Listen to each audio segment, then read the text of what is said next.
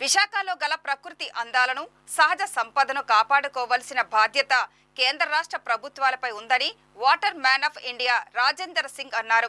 కరువు, వరదల నివారణ, ప్రపంచ ప్రజా కమిషన్ ఆధ్వర్యాన వారసత్వ సంపద సంరక్షణపై చర్చ నిర్వహించారు. పౌర గ్రంథాలయంలో ఏర్పాటు చేసిన మీడియా సమావేశంలో ఆయన మాట్లాడుతూ విశాఖలో ఉన్న సహజ సంపద 3 దశాబ్దాలుగా కాలుష్యంతో సతమతమవుతుందన్నారు. టూరిజం, తీర్థయాత్రలకు తేడా లేకుండా పోయిందని ఆవేదన వ్యక్తం చేశారు.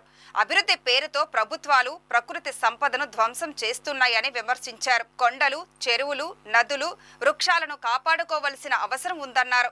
ఇదే విషయాన్ని రాష్ట్ర పర్యావరణ శాఖ మంత్రి పవన్ కళ్యాణ్ కూడా గతంలో చెప్పారని తెలిపారు. అనంతరం జనసేన కార్యదర్శి బోలిశెట్టి సత్యనారాయణ మాట్లాడుతూ పంచభూతాల పరిరక్షణ కొరకు డాక్టర్ రాజేంద్ర సింగ్ కృషి మరవలేనిదని అన్నారు. విశాఖలో ఉన్నటువంటి వారసత్వ సంపదపై ఎన్నో పరిశోధనలు చేశారని వెల్లడించారు. డంపింగ్ యార్డ్లు, హార్స్ క్లబ్ ప్రాంతాలతో పాటు భీమిలిలోని ఎర్రమట్టి దిబ్బల ప్రాంతంలో పర్యటించి గత ప్రభుత్వ హయాంలో జరిగిన విధ్వంసాన్ని పరిశీలించినట్లు ఆయన తెలిపారు. ఈ కార్యక్రమంలో జనసేన కార్పొరేటర్ పీతల మూర్తి యాదవ్, గ్రీన్ క్లైमेट प्रतिनिधि जीवी रत्नम तदितरुलु पाल्गొన్నారు.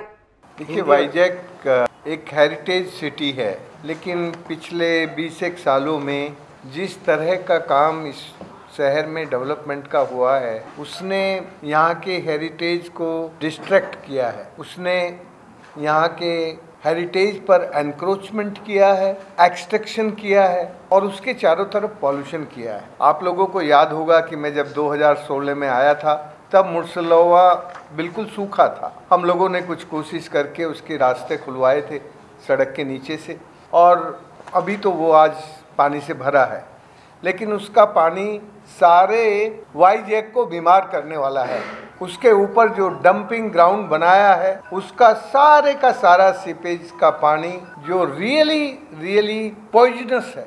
हमारे डेवलपमेंट के नाम पर जो भी कुछ हो रहा है उसमें ज़्यादातर डिस्ट्रक्शन है.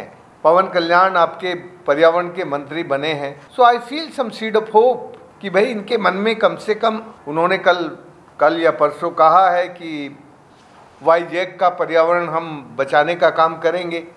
तो मैं, और उनकी पार्टी के हैं ये, मैं तो उनका पार्टी का आदमी इनको नहीं मानता, मैं तो इनको जल बिरादरी का मानता हूँ, इसलिए इनके साथ बैठा हूँ, क्योंकि मेरा कोई रिलेशन नहीं है किसी पॉलिटिकल पार्टी से. ఈ విశాఖపట్నంలో ఉన్న వారసత్వ సంపదలు ఏంటి? ఒక వారసత్వ సంపద అంటే 100 ఏళ్ళు పైబడిన ఏదైనా సరే, ఒక కట్టడం కానీ, ఒక చెరువు కానీ, ఒక మొక్క కానీ, ఏదైనా సరే 100 ఏళ్ళు పైబడింది మన వారసత్వ సంపద కింద చూడాలి, అంతే తప్ప జాతీయ వారసత్వ సంపద లిస్టులో ఉందా లేదా అనేది కాదు. ఎర్రమట్టి దిబ్బలకు వెళ్ళాం. ఎర్రమట్టి దిబ్బలు చూస్తే నిజంగా హృదయ విదారకంగా ఉంది అక్కడ సిచ్యువేషన్. ఎంత ఘోరంగా ఉందంటే న్యాచురల్గా ఉండే ఎర్రమట్టి దిబ్బల్ని లెవెల్ చేసేసారు, కంప్లీట్గా సొట్టా చేసేసారు ఒక 100 ఎకరాల పైన.